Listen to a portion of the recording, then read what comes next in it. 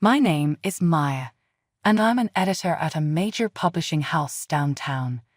I'm just a regular girl who likes to keep things straightforward. Life's always been a hustle, juggling deadlines and squeezing in some me time. That's probably why I never really got into the dating scene. I usually preferred my own company, with a good book or a quiet walk in the park near my apartment. But that all changed on a sunny Saturday that seemed just like any other. I was deep into a podcast, strolling along without a care in the world. The park was buzzing with people and their pets, kids running around, full of life. I guess I lost track of where I was walking because the next thing I knew, a guy on a bicycle nearly collided with me. "Watch it," he yelled, swerving at the last second. His tone was harsh, and the annoyance was clear in his voice. "I'm so sorry," I blurted out, pulling out one earbud. I hadn't realized I'd wandered onto the bike path. He stopped his bike and turned around, looking more amused than angry now. "You've got to watch where you're going. This path's a jungle sometimes." "Yeah, my bad, totally my fault," I admitted, feeling a bit embarrassed. I brushed a stray lock of hair from my face and gave him a sheepish smile. He laughed, and just like that, the tension dissolved. "I'm Jake," he said, extending a hand. "Maya," I replied, shaking his hand. His grip was firm and confident. "So, Maya, always this distracted, or is it just my charming presence?" He had this cheeky grin that made me chuckle. "Just a long week at work. My brain's off enjoying the weekend already." "Fair enough. I was just about to grab a coffee at that place over there."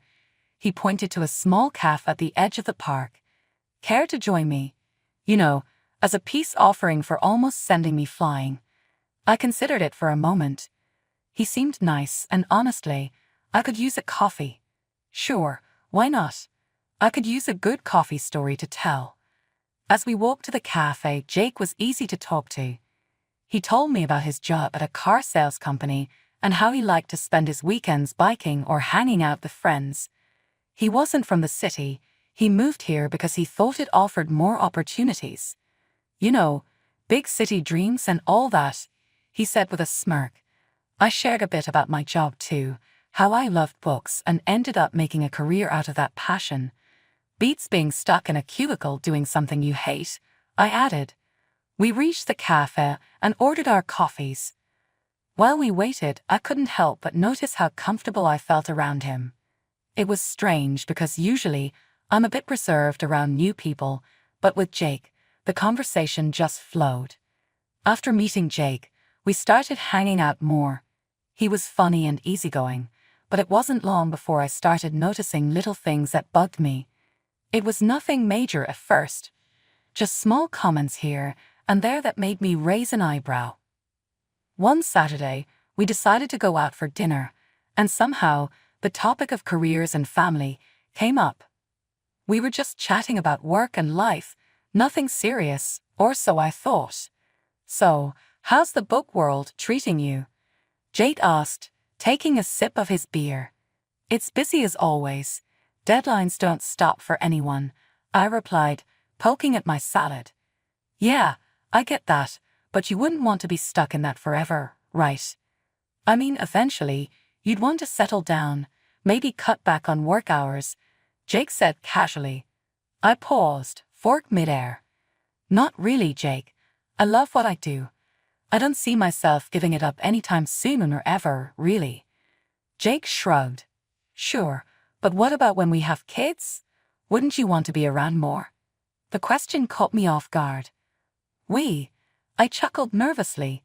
"That's jumping way ahead, don't you think?" He laughed it off. "Yeah, you're right. Just thinking out loud, I guess."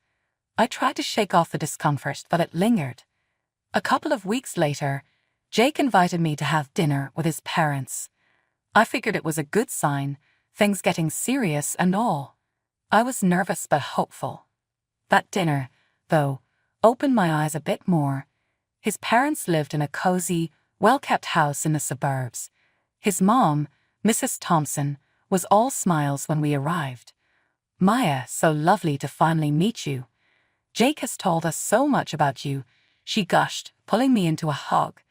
"Thank you for having me, Mrs. Thompson. It's great to meet you too," I managed to say, returning her smile. Dinner was served, and everything was going well until Mrs. Thompson started talking about family and marriage. "You know, Jake was always the responsible one," she began, serving herself more potatoes. "We've always told him the importance of finding a good girl who knows her way around the house." Jake's dad nodded. "Absolutely. It's about building a good foundation. A man needs to provide, and a woman, well, she takes care of the home."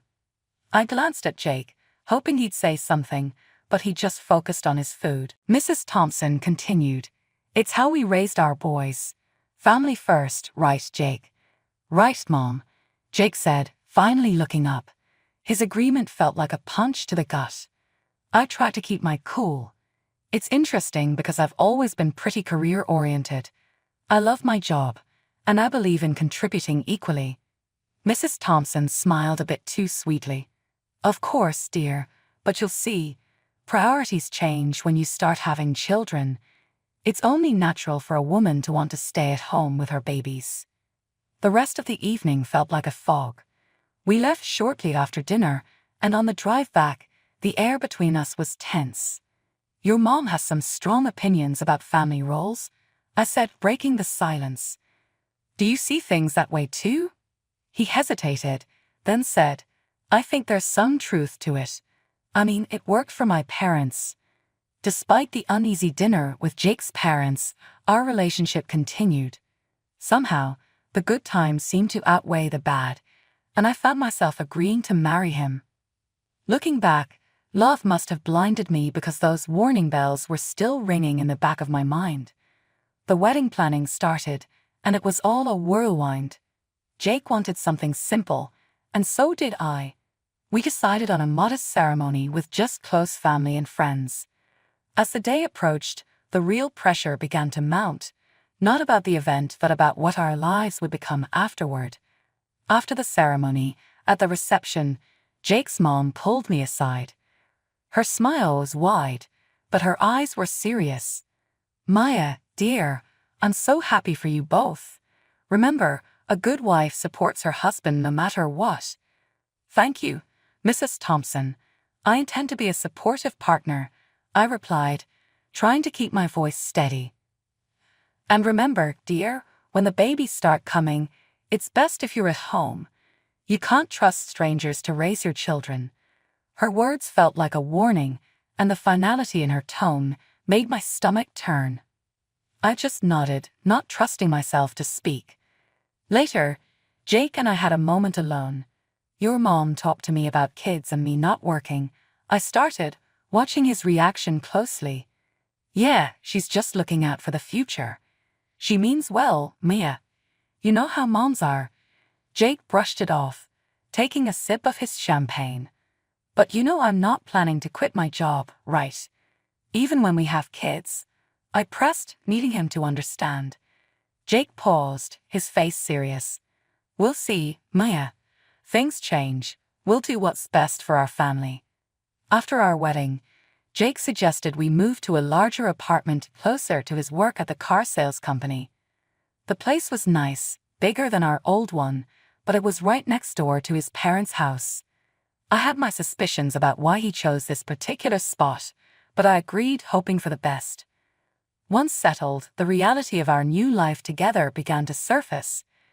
Jake started bringing up his idea of a traditional family more often, where he would be the breadwinner and I would handle the household and eventually the kids. One evening, we sat down with our finances spread across the dining table, a mess of bills and budgets under the dim light. I tried to show him how keeping both our jobs was more beneficial, especially with the economy being unstable. "Look at these numbers, Jake. With both incomes, we're not just getting by, we're actually saving. It makes no sense for me to quit my job," I said, pointing at the spreadsheet. Jake shook his head, pushing the papers away slightly. It's not just about the money, Mia. It's about having a real family life, like my parents had. I sighed, my frustration growing. But it's not the past, Jake. Things are different now. We both need to contribute. He didn't seem convinced, and the discussion ended with a heavy silence. The situation got more complicated with his mother, Mrs. Thompson, living so close. She dropped by often, unannounced, each visit with a new critique about how I was managing our home. One afternoon, I was sorting through some work emails when she came in. Without a greeting, she started inspecting the house, wiping her finger along the bookshelf, looking for dust. "Maya, you really should focus more on keeping a cleaner house. A dusty home is not a healthy home," she said, her tone sharp. I clenched my teeth, trying to keep my cool. "I cleaned yesterday, Mrs. Thompson, and I work full-time. It's just a little dust. That's just it. You work too much. If you were home more, maybe things wouldn't slip through," she countered, walking over to the linen closet. She pulled out a sheet, checking for any signs of improper laundering. I followed her, my hands balled into fists at my sides. "I manage my time just fine, Mrs. Thompson. Jake and I are both happy with how things are." She tutted, shaking her head as she moved to the kitchen to scrutinize the contents of our fridge. "A woman's place is taking care of her home and her husband. These modern ideas about women needing careers are nonsense."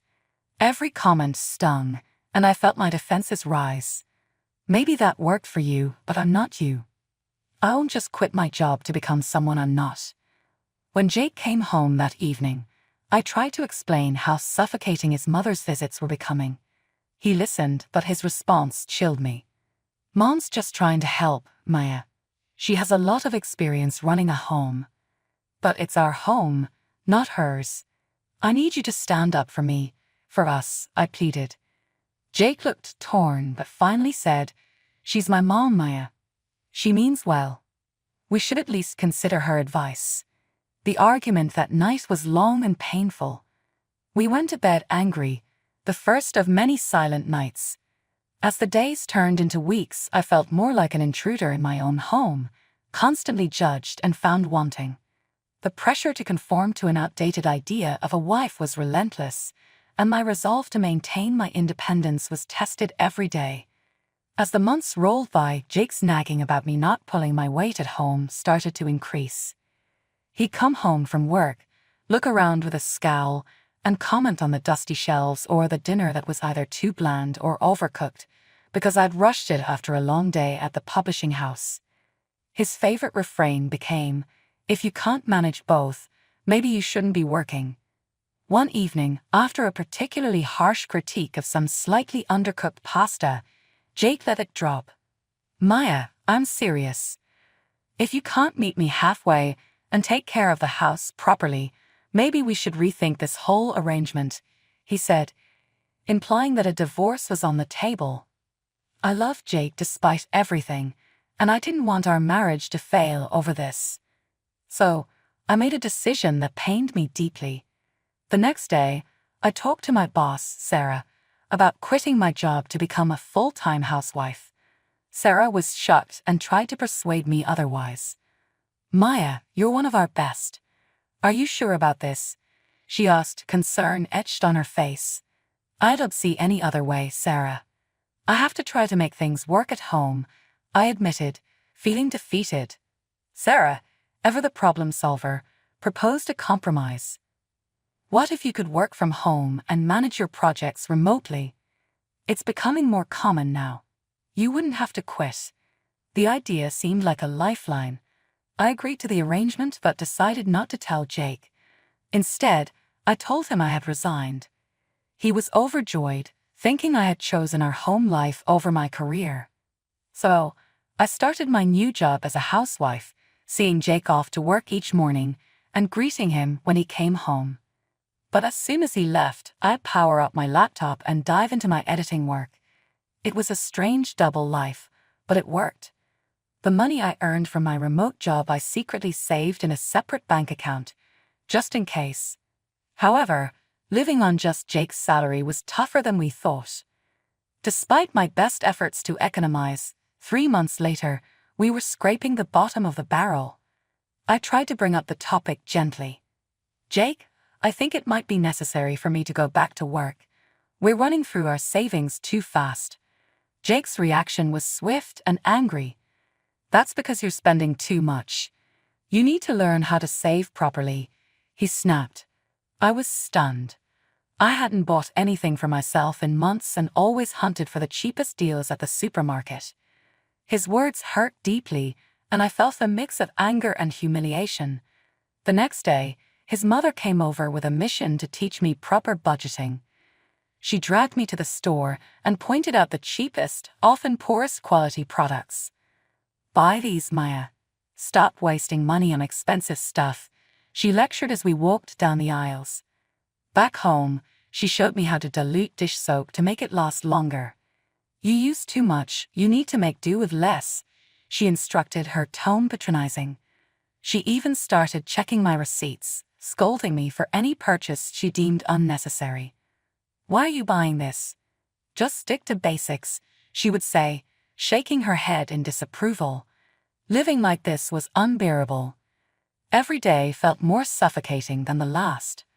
I was losing my sense of self to their imposed austerity, living under constant surveillance. The situation was becoming untenable. I felt trapped in a life of pretended submission, with every part of me screaming for escape. But for now I held on, biding my time and planning my next steps carefully. It all reached a boiling point one drizzly Tuesday evening. I was on the phone in the living room, pouring my heart out to my mom. I just don't know how much more I can take, Mom. His mother is constantly over here, teaching me how to stretch $1 until it screams. I get it. We need to save, but this is too much. Mom's voice was a mix of concern and anger. Maya, that's not normal. You need to have a conversation with Jake about boundaries. It's your home too, not just his or his mother's playground. Just as I was nodding, feeling a bit strengthened by my mom's support, Jake stormed in from the other room, his face red with anger. He must have heard me complaining. He snatched the phone right out of my hand. A wife shouldn't be complaining about her husband and mother-in-law like some street gossip. He snapped into the phone before hanging up. I was shocked, my hands shaking slightly. Jake, you can't just grab my phone and talk to my mom like that. Oh, I can't. Maybe if you had some respect for us, I wouldn't have to, he retorted, his voice rising. I could see the veins in his neck bulging. Jake, listen to yourself. Can't you see this isn't healthy? I pleaded, hoping to reach some part of him that remembered what love felt like. But he was beyond reason. Healthy? My mom was right. I should never have married you, he spat out, his words cutting deeper than I expected. That's enough, Jake. I'm your wife, not some puppet you and your mom can control. I shot back, my anger flaring. Then act like it or leave, he shouted, his face inches from mine. I stared at him, disbelief and sadness warring inside me. You want me to leave at 4:00 a.m.? It's dark and pouring rain outside. If you don't like how things are, then yes, get out, he replied coldly. His eyes were unyielding. I knew then that nothing I could say would change his mind or the situation. Shaking, I grabbed a few essentials, my laptop, some clothes, and my phone. When I went for my purse, Jake was quicker, snatching it away. You think you're leaving with this? I earned this money, not you. Fine. Keep it, I said, my voice hollow. I couldn't believe this was happening. I called a taxi and waited by the door, my heart pounding. The taxi pulled up, and I stepped out into the cold night air, drenched by the rain. As I climbed into the car, a strange calm settled over me. I was doing this. I was leaving. At the hotel, as I lay in the unfamiliar bed, I felt a surge of relief amidst the turmoil. Despite everything, I hadn't quit my job. My secret savings account, unknown to Jake, was now my lifeline. As dawn broke, I got up, the weight of my decision pressing down on me. Today was the day I would take control back. I had an appointment with a lawyer to discuss filing for divorce. It felt surreal, like a scene from someone else's life. The lawyer's office was a stark, unassuming place, tucked between a row of old brick buildings. Inside, Mr. Collins, my lawyer, was a straightforward man who wasted no time. "Let's get down to business," he said as soon as I sat down. "You're here to file for divorce, correct?" "Yes," I confirmed, my voice steadier than I expected. "I can't go back to the way things were." Mr. Collins nodded, serious. "All right. I'll need all the details. Any joint accounts, property, anything that needs untangling." We spent the next hour going over everything. He explained the legal process, what I could expect, and what my rights were. He was thorough, ensuring I understood every step before drawing up the necessary documents. "You'll need to serve these to your husband," he instructed as he handed me the envelope, sealed with a stamp that felt like the seal on my old life. Armed with the divorce papers, I went back to the apartment I had shared with Jake. He was still asleep, probably exhausted from last night's fallout. The apartment felt different as I packed my things. Every item I tucked away marked the end of another shared chapter. By the time I finished packing, Jake was stirring. He wandered into the kitchen, bleary-eyed and clearly confused to see my bags piled by the door. "What's going on?" he mumbled, scratching his head. I didn't have much to say, just actions to take. Instead of answering, I handed him the envelope. "These are for you," I said, my voice void of the emotion I felt inside. Jake tore open the envelope, a frown forming as he scanned the contents. "Divorce," he laughed, disbelief lacing his tone. "You think you can just walk out and everything will be all right?" He looked up from the papers, his eyes cold. "Come back when you're ready to apologize, and maybe I'll consider taking you back. But remember, you'll have to listen to my mother from now on." The absurdity of his words almost made me laugh, but I held it back. "I'm not coming back, Jake. I'm done. We're done." Walking out of that apartment, the air felt different, crisper, almost hopeful. I went straight to the new place I had rented days before. It was small, but mine alone, a place where I could start rebuilding. Each step felt heavy but right. A few weeks after moving in, I was back at the office, fully immersing myself in the whirlwind of publishing deadlines and author meetings. Being around my colleagues again, feeling the familiar rush of a fast-approaching deadline, reignited a spark in me that I thought I had lost. Days at the office blended into weeks, and before I knew it, I was back in my groove, managing manuscripts and deadlines with a new efficiency. The personal upheavals I'd faced had given me a fresh perspective, and I felt really good to be back. The familiar landscape of texts and typos was more comforting than I'd imagined it would be. During this time, I reconnected with old friends, people who knew me long before Jake. We met for drinks after work and shared meals on weekends. Slowly, I started to feel more like myself than I had in years. The laughter and light-hearted teasing grounded me, and in their company, I rediscovered parts of myself I'd forgotten. A few months into this new phase, I received an unexpected call from Jake. His voice was awkward and tinged with desperation. "Hey, I got laid off. Things are pretty rough," he started, stumbling over his words. "I was thinking maybe you could help me out financially." His request hung in the air, audacious and somewhat insulting given our history. "And, maybe we could start over. Rebuild. I mean, if you apologize to me and my mom and show some commitment here."